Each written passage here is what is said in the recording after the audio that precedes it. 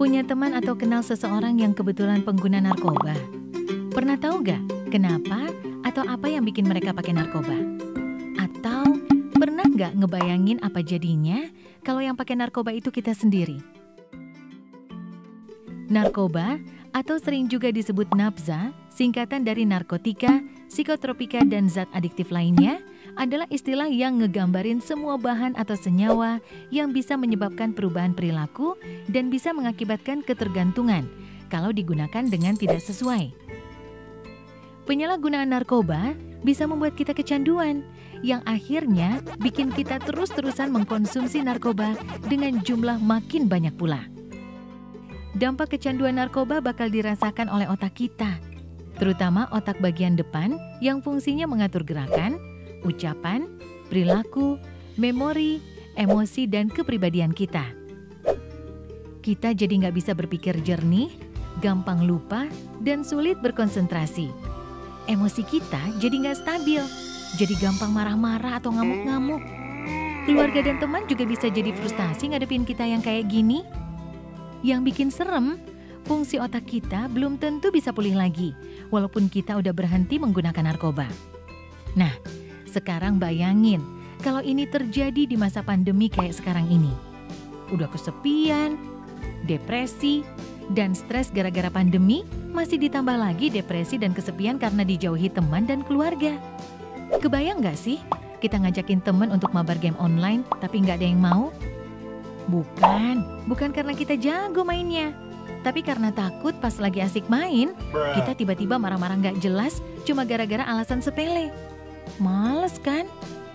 Bukan cuma itu, dampaknya ke tubuh kita juga bisa berbahaya. Beberapa hasil penelitian bilang kalau penyalahgunaan narkoba bisa berdampak pada penurunan kekebalan tubuh kita. Akibatnya, tubuh jadi lebih gampang terserang virus, seperti virus corona yang lagi rame-ramenya sekarang ini. Makin serem kan? Nah, setelah tahu dampak negatif narkoba, terus gimana dong caranya supaya kita nggak kejerumus menyalahgunakan narkoba? Terutama di masa pandemi seperti sekarang ini. Menurut survei, banyak teman-teman yang menggunakan narkoba gara-gara mereka merasa kesepian dan gak punya teman. Jadi mereka gak punya tempat curhat saat stres. Jadi, menjalin hubungan pertemanan yang sehat itu penting banget buat ngebantu kita menghindari narkoba. Nah, di masa pandemi kayak sekarang ini, gimana kita bisa tetap menjaga hubungan dengan teman-teman kita? Padahal ketemu aja sulit. Ya, banyak caranya. Misalkan, sekali-sekali video call sama teman-teman. Bisa sekedar nanya kabar atau ngebahas film terbaru. Atau bisa juga ngajak teman-teman untuk main game online bareng. Atau bikin sesi julid. Maksudnya diskusi bareng di grup aplikasi chat bareng teman-teman. Atau bisa juga bareng teman-teman di tempat kerja ngelakuin aktivitas bareng di luar rumah seperti goes bareng. Tentu sambil tetap ngikutin protokol kesehatan ya. Terus, kalau teman-teman kita lagi sibuk dengan pekerjaan dan belum bisa diganggu, gimana dong?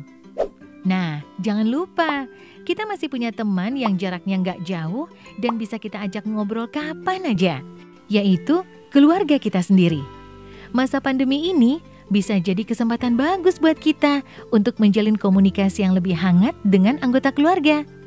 Misalnya, dengan kakak atau adik, atau dengan orang tua kita. Selain itu, masih menurut survei, banyak juga teman-teman yang menggunakan narkoba gara-gara iseng dan nyoba-nyoba. Berarti, kita harus berusaha supaya jangan ada waktu nganggur atau bengong yang bisa bikin kita jadi iseng pengen nyobain narkoba. Tapi di masa pandemi ini kan, kita lebih banyak di rumah dan minim kegiatan. Jadi, makin banyak dong waktu di mana kita nggak ngelakuin apa-apa. Nah, daripada kita kebanyakan bengong mikirin pacar yang tiba-tiba AFK dan gak bales-bales chat, mending kita cari kegiatan untuk ngisi waktu luang itu. Misalnya, nekunin hobi baru seperti menyusun puzzle, main Rubik Cube, berkebun, menulis, dan banyak lagi. Atau belajar hal-hal baru di internet. Misalnya, belajar main alat musik, belajar menggambar, belajar masak, dan lain-lain. Atau bisa juga melakukan kegiatan religius, hati jadi tenang. Nah, Selain berusaha menghindari pengaruh narkoba kepada diri kita sendiri, kita bisa juga membantu teman-teman kita untuk menghindari penyalahgunaan narkoba. Istilah kerennya, kita bisa ikut jadi agen perubahan. Banyak juga teman-teman yang terjebak kecanduan narkoba karena mereka menerima informasi yang salah tentang narkoba. Misalnya, ada yang mendapat info kalau narkoba bisa membantu melangsingkan badan. Atau ada juga info yang bilang kalau narkoba bisa bikin stamina kita lebih kuat. Nah, kita bisa berkontribusi dengan cara ikut nyebarin informasi dan edukasi yang benar tentang narkoba kepada teman-teman lewat akun medsos kita misalnya.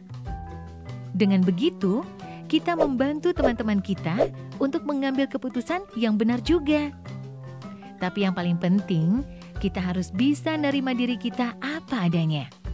Salah satu alasan utama kenapa banyak teman-teman kita yang terjerumus menggunakan narkoba adalah karena mereka takut nggak diterima di lingkungan sosial atau takut nggak diakui oleh teman-teman. Sudah saatnya kita bisa mencintai diri kita sendiri. Karena tiap manusia itu istimewa dan unik. Dan kita nggak perlu penilaian orang lain untuk tahu seberapa istimewanya kita. Kita bisa jadi keren tanpa harus selalu ikut-ikutan orang lain kok. Jangan takut untuk bilang enggak sama teman-teman kita yang nawarin kita untuk pakai narkoba. Dan gak usah takut kehilangan teman gara-gara itu. Teman yang baik pasti akan ngedukung kita ngelakuin sesuatu yang baik juga.